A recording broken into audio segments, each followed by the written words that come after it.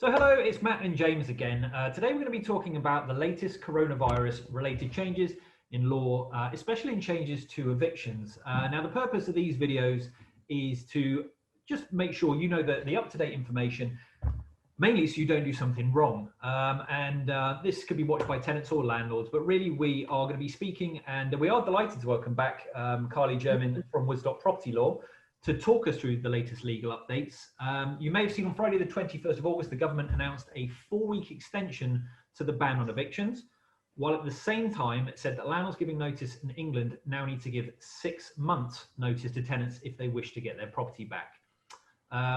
So the first question which comes from that, because it could confuse people straight away, well, one is 6 months and one is a completely different notice. What is the difference between the 4 weeks extension and the new 6-month notice period? Okay, so originally we were geared up to be able to progress possession claims on the 23rd, 24th, basically, and because they've been suspended up until that point. So any that were issued, we were unable to progress. There were no hearings, the courts weren't progressing them, they were on hold, essentially. And that has been extended, so for an extra 4 weeks. Okay, so we were expecting to have hearings come up for pre-existing claims. That won't happen now until afterwards. So I've seen some adjourned already, for example. The difference with the notice period is obviously they've changed the Section 8 and Section 21 notice period temporarily to 3 months. They're looking to do that and extend it, so instead make it 6 months rather than 3 months. So you'd have to give a 6-month notice. So when do landlords need to start giving this 6-month notice period to tenants from? I don't think we know yet, and I think we won't know until they all come back on the 1st of September. So at the moment, my understanding is, and I would encourage landlords to do it if they feel they need to protect their position, is that you are still on the 3-month notice. We have no idea whether they'll put in retrospective effect and whether they'll say that those 3-month notices weren't valid. I think that's extremely unlikely. So the current position at the moment, if you want to serve a Section 8 or a Section 21 notice, is 3 months notice until we know further. And then, we just have to, keep our ears to the ground. And as soon as that comes in, then you've got to make sure you get it right. So are these changes only associated with Section 21, or is it Section 8 as well? So previous grounds that may have been 2 weeks, is that now 3 months / Yeah, again, this probably needs more clarification. My understanding is it'll be Section 8 as well, unless, of course, there's serious issues, domestic abuse or antisocial behaviour. So again, I would encourage people, if you're going to serve a Section 8 notice, that you perhaps consider whether there's been any antisocial behaviour and whether you could rely on those grounds instead of just relying on, rent arrears. And, quite often there are additional grounds and people just aren't aware, or they just fall back on the rent arrears because they think that's easy, it's straightforward, it's simple. You may need to look a little bit deeper now in order to move things forward a lot quicker. Okay, and what does this mean for landlords that may well have already given 3 months notice for a particular reason over the last couple of months? So obviously we said since March now it's been 3 months notice that landlords need to give to tenants. What about people that are already sort of in the middle of that notice period? How does this new legislation affect them? Well, they're only really affected, in my view, at the moment by the continued suspension. So it just means even if their notice is expired now, they won't be able to issue until the suspension is lifted in September. Like I said, I don't think they'll put any retrospective effect on the notices already served. I think it will just be new notices. And I think there's lots of reasons why I think they've done what they've done, but one of the things is to try and stagger what's going through the courts. Because I know as a firm that specialises in evictions, we've been working really hard to make sure that every claim that can possibly be issued and that landlords want to issue it and need to issue it was going to be ready to go on that first available date, and we would be pushing them and progressing them. And the backlog at the courts is huge. It might not be so bad where we are locally, but if you look at some of the London courts and other courts, the backlog would be massive.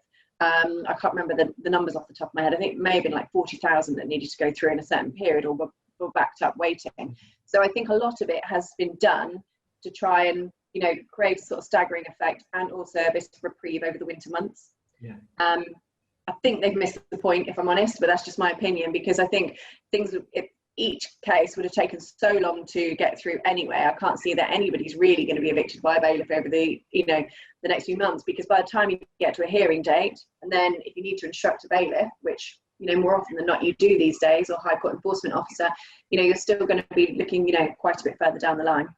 High Court enforcement officer is a lot quicker. Yeah, I mean, so presumably from a tenant's point of view, nothing has changed from their side.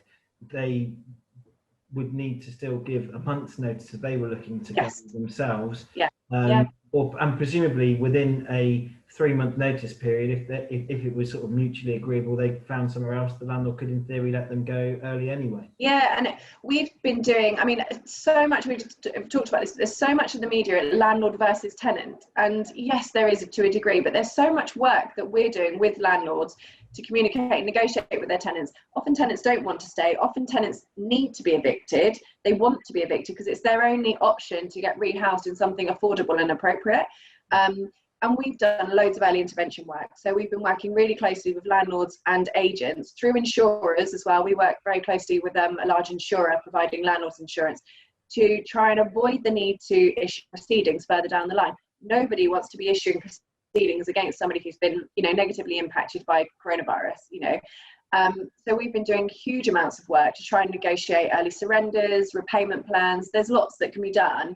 And we've seen, the stats we've got on it, I think, like 30 to 40%, we've managed to avoid the need to issue proceedings. We won't need to, because they've come to a resolution together. So yeah, talk to your tenants, and, if they've got suitable alternative accommodation they can move to, then all the better. At one point that I think has been hugely missed by this is that, and it's a phrase I've seen a lot, the last group, they're kicking the can down the road, because the arrears will still continue to accrue.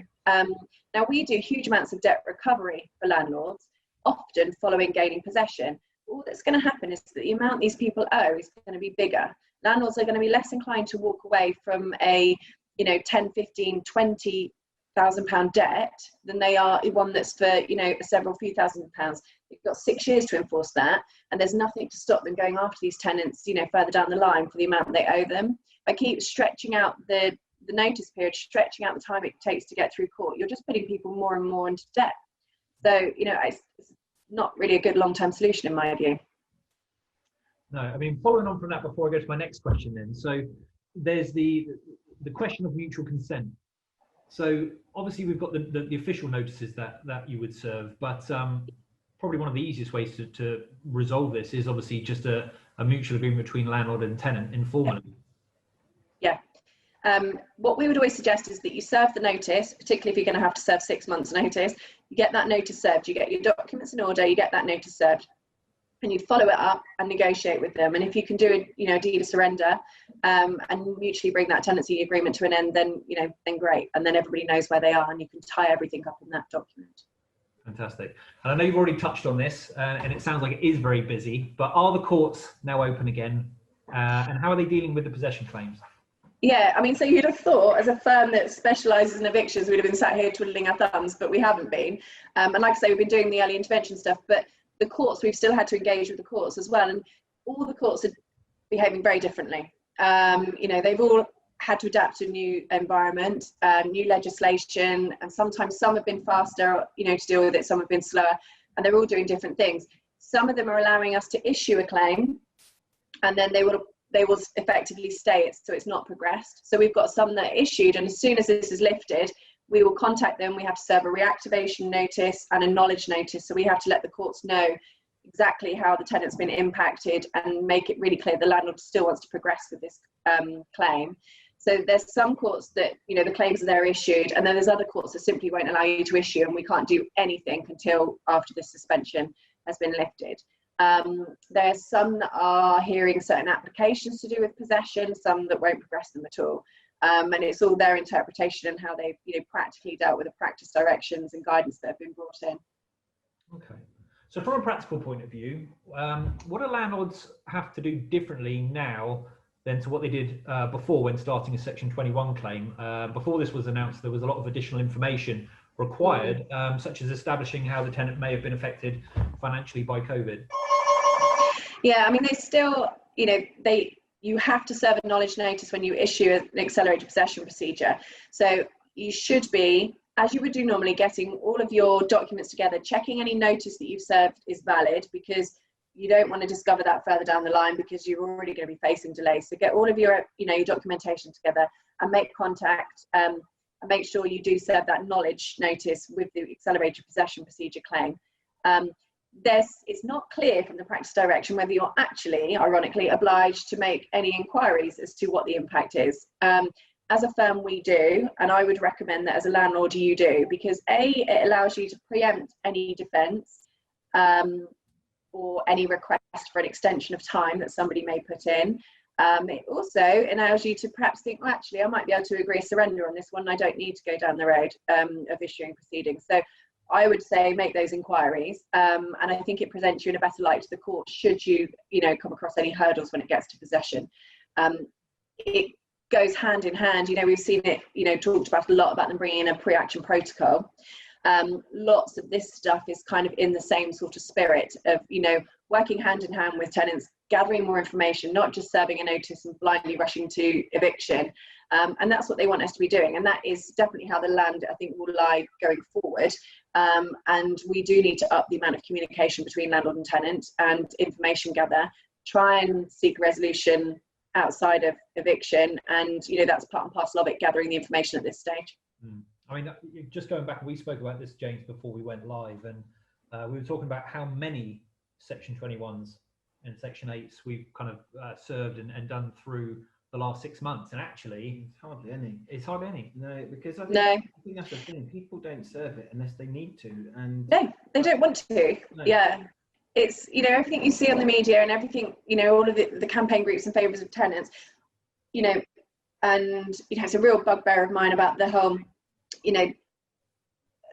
Section 21s. No landlord would want to evict a good paying tenant. The only reason they've ever used, or historically ever used, Section 21s really is because they have a need to do something with the property, like we discussed, or there are rent arrears. And historically, Section 21 was seen as the better way to do that because you had the accelerated possession procedure, so it was a faster method to do it. But actually, if you landed a Section 8 claim and an accelerated Section 21 on my desk, I know which one I'd rather pick up and run with these days. Because Section 21s are tricky and people miss things. They're not they're not easy to get right, and I see mistake after mistake with well-intended landlords that have missed the tiniest little thing, and actually because it's a paper-based claim where the courts are really, really busy, that could be knocking about in a judge's big stack of papers waiting for them to look at and progress for quite some time. I'd much rather issue a claim for rent arrears, and like you say, that's the only time when anybody's actually really wants to do it, or they need to sell the property, for example. So no, I don't think there is as many, and people are reluctant to do them. It's normally their last option. Yeah, I think that sums it up. We don't want to do them unless we absolutely have to. I think the same for the land. Yeah, but I would tell landlords, where you've got these longer notice periods, I wonder whether actually people will serve them more readily because they should protect their position. So I wonder if we'll go back to how it used to be, back in the day, what agents used to do as normal practice, and landlords, is here's your tenancy agreement and here's your Section 21 notice. Well, that obviously perfectly onto my last question. There you go. Much that, which is, when are we going to serve these? Are these going to become, pretty much a mandatory thing? Like you said, back in the day, I remember it, you'd be serving your Section 21 quite early on. So, going forward, are you going to recommend serving them after the first 4 months of any tenancy as a matter of course, just in case? It feels wrong me to say it, but, my best advice to a landlord is exactly that, because, you serve it and you communicate. You have to communicate when serving it. When you're serving notice at any point, don't just serve the notice, you communicate at the same time. But yes, a landlord, to protect their position, should perhaps get that served. One thing we do have to consider is whether they're going to amend the lifespan of a Section 21, because as you know, at the moment it's 6 months. So they're going to have to change that, because at the moment it makes no sense. You serve the 6 month notice and then you'd have to issue it on the day it expires, which is just not possible. So they're going to have to change that. But yes, I think, landlords, sadly, so it's going to have the reverse effect of actually what they're intending. Landlords really should be serving out Section 21 as soon as those 4 months have expired, which is what nobody wanted. No, and I remember, you know, the end date of your tenancy was the end date of your occupation in the property when they were being served. It's not now, is it? No. It's not at all. So, you know, it's a tricky one, but I do think that's what's going to happen. So obviously the government has spoken a lot about scrapping Section 21 altogether, creating housing courts, all this kind of stuff. Do you think this is kind of their first move towards doing that, or is this just buying them time? Is it just because of coronavirus they're using this as a chance just to give themselves a bit more time to figure it out, or is this genuinely because of the coronavirus situation that we're in this 6 months? Yeah, I think the reality is this is mostly to do with coronavirus, and there's a lot of pressure on them generally to make sure we don't have a homeless crisis, which nobody wants. It's not good for anybody. The 4-week extension, I'm not sure. It's a funny time. It's not as long as I would expect it to be if they really wanted to delay things. So I wonder if it's them simply buying time to change legislation, do something, and then practice direction again. I'm not sure what they're going to do in that 4-week period, and I won't even attempt to second guess it, given what we had Friday. Like I say, I do generally think this is about coronavirus. I know they will still want to push forward with scrapping Section 21, but I think the reality is there's so much that needs doing right now that's going to be pushed back, I think, at least 12 months. You see how quickly the last 6 months have gone and everything we've had to deal with there. I think it's too much for them to do in the next, imminently, basically. But yes, I think this is giving us a flavour of what they perhaps might do, bringing in the protocol, like I say, moving away from serving notices evicting, which no one wants, I agree. But yeah, it probably is watering it down a little, but I do think mostly it's about coronavirus. 4 months till Christmas. Well, there you go. Frightening how quickly the year's going. I'll get the next question, because I think we did cover it in terms of your caseload. Obviously, you're very busy. The courts are very busy. Bit of a crystal ball question, the last one. Is there anything else on the horizon that landlords should be thinking about? Protocol perhaps coming in. I do think it wouldn't take them much to do the protocol, and what the things they're asking us to do at the moment, like I say, are kind of in the spirit of a protocol anyway. So that's, having a look at that. What else did I jot down that I thought they might need to have a look at? I think, to be honest, that's it. And then, Section 21's being scrapped. But like I say, I don't think that's going to be anytime soon, because there's too much else to concentrate on and to do. But yeah, that's what I think is probably in the pipeline. Obviously, we've had the electrical checks that's come in. Nothing else is, as far as I'm aware, that's, hugely important that's coming up. Well, brilliant. Thank you so much for joining us again, Carly. It's been really good. No problem at all. Happy to chat to you.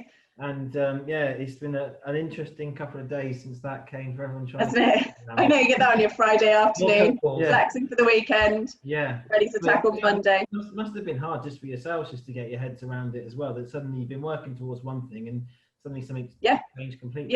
Yeah. We had a printer break, so actually I'm waiting for a new printer to arrive. So actually I was a bit relieved, because you should see an accelerated claim that goes out now.